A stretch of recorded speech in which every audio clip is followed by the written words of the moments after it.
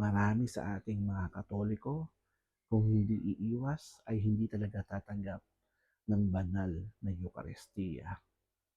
Sapat na sa kanila ang dumalo ng banal na misa, makinig sa mga sinasabi ng pare, kumanta, at sumagot sa mga responsorial psalms.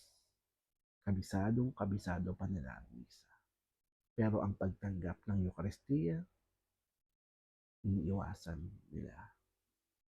Alam mo ba na ang demonyo, kabisadong-kabisado ang buong Biblia, kapitulo hanggang bersikulo?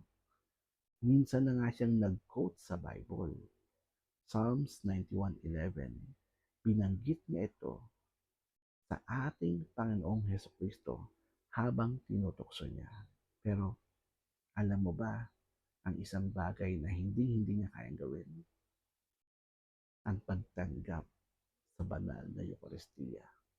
Pinatunayan na ito ayon sa mga kilalang exorcist habang sila ay nagpapalayas ng demonyo, nilalabas pa lamang nila ang ostya at isusubo doon sa tao, nagmamakaawa ng umiyak at umalis ang demonyo.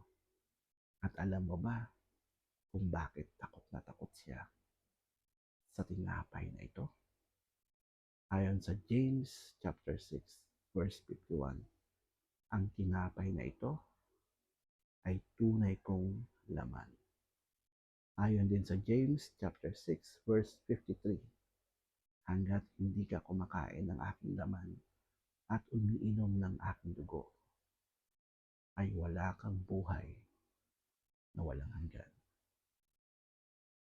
Hanggang sa susunod po, Brother Paul, God bless.